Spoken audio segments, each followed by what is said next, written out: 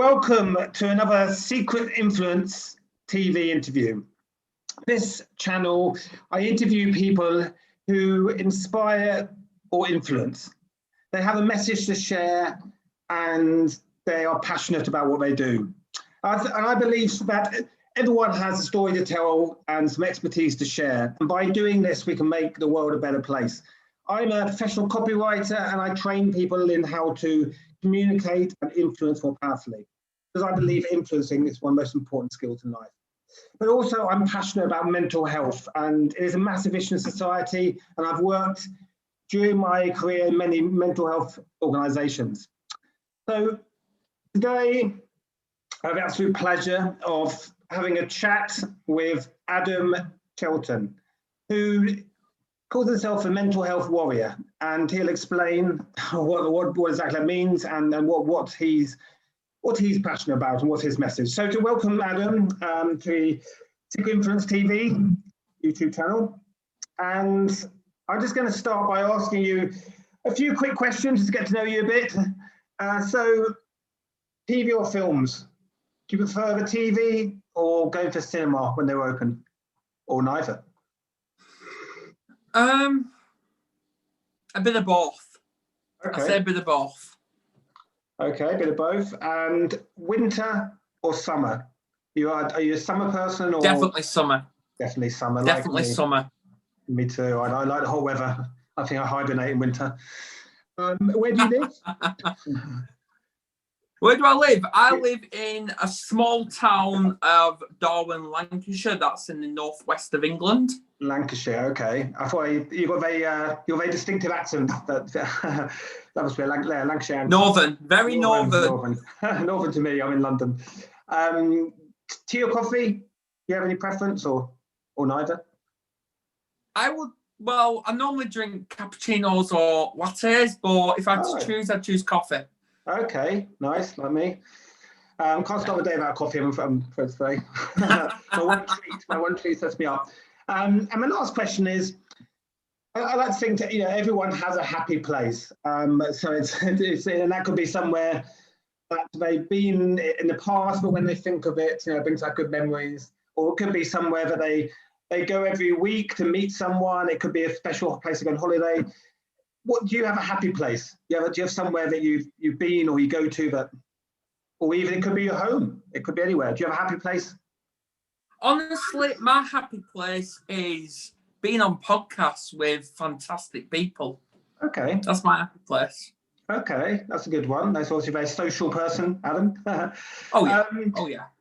So moving on, so you call yourself your sort of personal branding in that sense is the mental health warrior. So just to start off here, why do you call yourself that? What are you campaign about? What's your issues?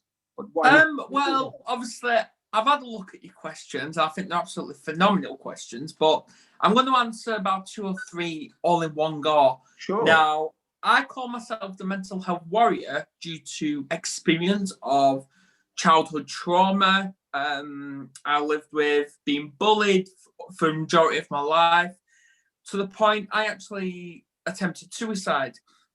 The recent one was just March last year. Now, obviously, I call myself a warrior because I've not overcame mental health, but I'm still, I believe I've got it under control, because I don't believe you'll ever beat mental health. No Sure. way. But I believe if you've got control over it and you've got control over your own mindset, then definitely, because warriors, they're always fighting, and I'm always battling myself every single day. So that's why I brand myself the mental health warrior.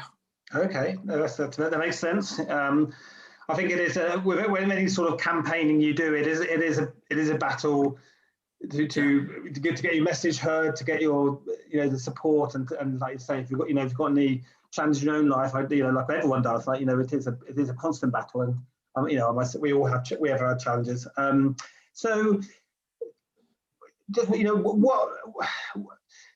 So so I guess I was going to say, why do you do what you do? But I mean, I guess you've explained that in that it's your personal experiences of what drives you in that way.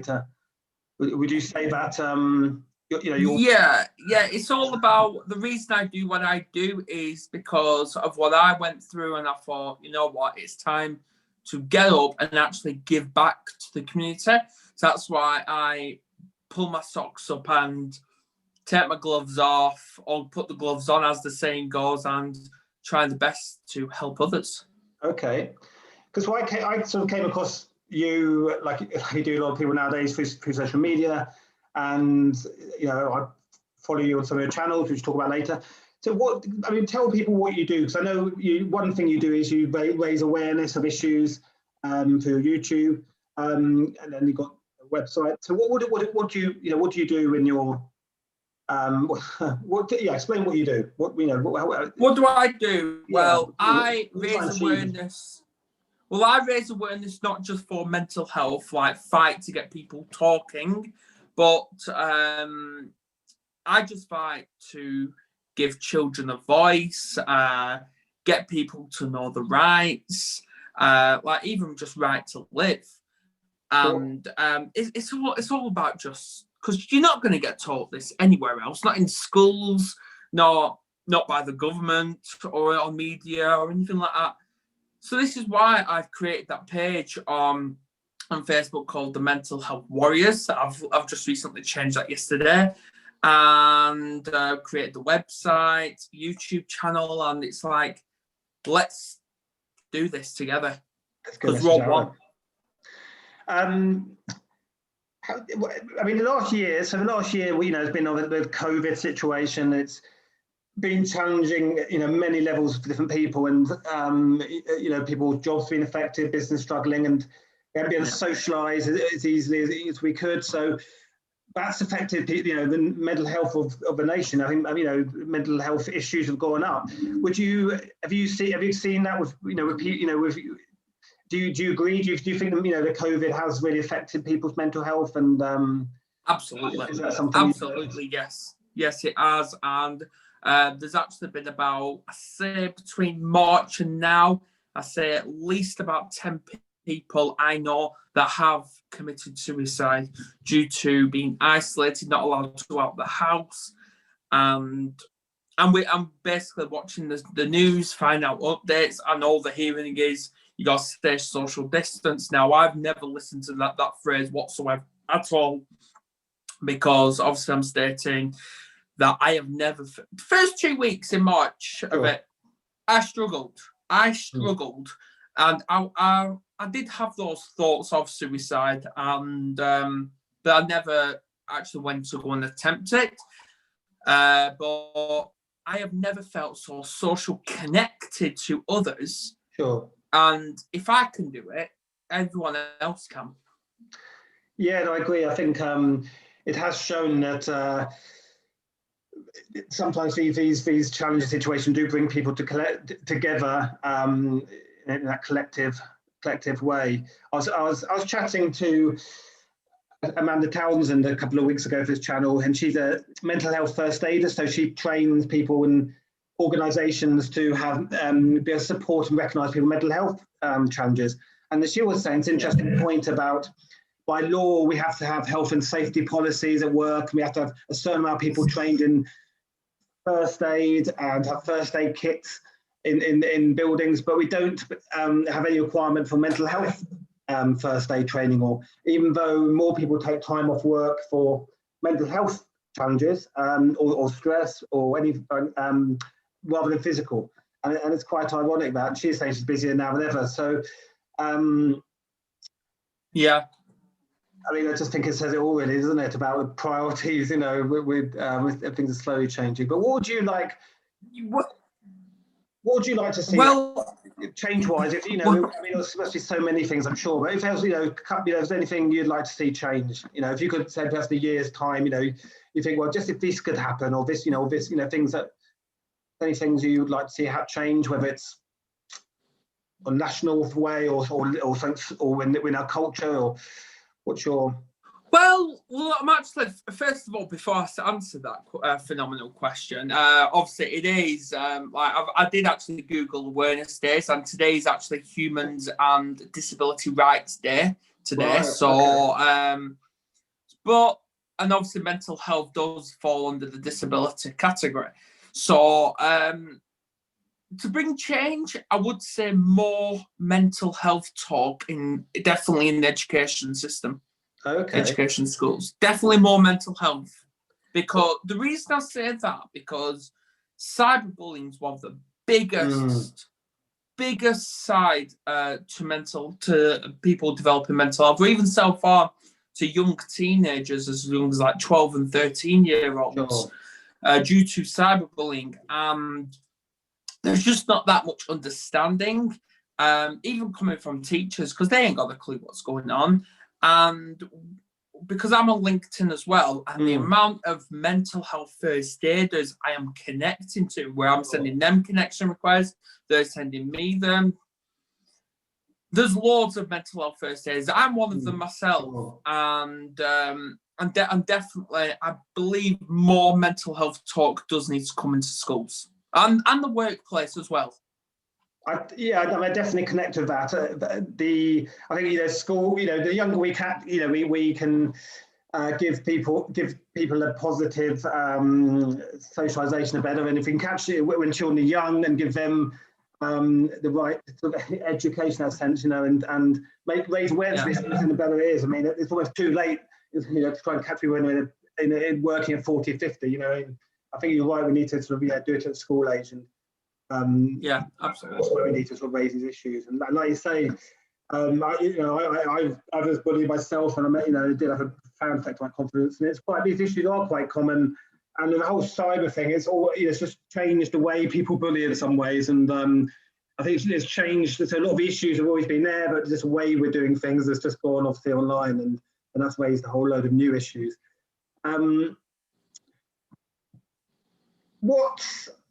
Just a couple of. Do you have? I mean, do you have any tips or strategies? If someone's watching this and they think, oh, this is totally, this makes, I can totally connect to what Adam's saying. Makes sense. I mean, they're going through some to themselves. Any tips or strategies? I mean, talking to others, obviously that's a big thing. We need to talk more. But do you have any tips or strategies you could share? Yes, do not make the same mistake I made. Do not keep it to yourself. Definitely talk to someone. Definitely reach out. If the NHS doesn't work for you, and the counsellor don't work for you, or a therapist don't work with you, definitely reach out, because there are hundreds of groups on Facebook. If you're on Facebook for mental health, somebody will help you. Somebody will reach out to you. Like I said, I've got a website as well. Am I all right to share that? Yes, of course. No, definitely. I was going to say, do share. I'll put them in the box below, but do share. Yeah, what's your website and what's your YouTube channel? Share it now. Yes, my website is www.mentalhealthwarrior.co.uk, and it is a phenomenal. It's still building. You can find that on Google. If you type Adam Chelton into Google, I will be there, page 1. And yes, it's all about reaching out. Do not suffer in silence, because that will just escalate the situation, escalate the problem. Definitely talk out. That's the first thing I did, was speak out after 21 years of keeping it to myself. And always remember, if you keep it to yourself, you're holding on to that stigma. And there are loads of people out there who are trying to break that stigma. So for yourself, Adam, thank you for sharing obviously what you've been through. And I think it's always people who've taught from the heart and authentic in that sense that, we connect with the most. And what's one sort of thing, or what's a few things that helped you have that turning point in, I think, because obviously now you're doing so much and you're being active, and you said, you're sort of obviously coping things a bit better, and was there a sort of turning point where you thought, right, I've got to do this, or this is really helping? Was it when you realised perhaps talking to other people? Was any turning point for you? Well, when I was transforming my life, I was looking at different things to do, like listening to music, reading a book, writing down my problems, stuff like that. And I thought, what better? Because you always have to try something once or at least twice, something new. And that's how it is. And I've actually learned to meditate. Meditation is the essential when it comes to mental health, all kinds of mental health, especially trauma. And what I have done, where my routine is, I wake up, have a cuppa, go for a cold shower. It doesn't matter what type of weather it is. Go for a cold shower for about 10 minutes. That will literally flood all the stress from you. Then, obviously, once you've got ready and all that, have another cuppa and then meditate for like 10 minutes. So I meditate for like 20 minutes at a time now, but start 10 minutes. And if you say we don't have time, no, we always have time for things like this. I guess it's about good habits and good routines, and yes, prioritizing the positive habits. But yeah, the meditation is. I've heard a lot of people say that. If we're stressed or anxious, and we often overthink things, and we can't get things out of our mind. So I think meditation, we can just clear our mind. It's such a powerful thing. There is actually another one that if meditation's not for you and you've got an animal, for example, a cat, it is known, scientific proven that if you sit there and stroke a cat for at least 30 minutes, that can actually have a positive impact on your mental health as well. Do you have any pets, then? I do, yes, I've got cats. Okay, yeah, no, lovely. No, I've brought up with That's pets. why I'm always smiling. Yeah, no, I agree with you. I think there's a charity that takes I think it's dogs, but maybe cats as well. But I think it's certain types of dogs into hospitals, and they visit people who are got serious terminal conditions or end of life, and they let the patient stroke the dog or cat, and it's very clear. The research shows that they are less stressed. They're able to adjust to their condition better, and even sort of helps them in their recovery. So yeah, massive healing effect, mentally, and we have mental and physical are so much linked.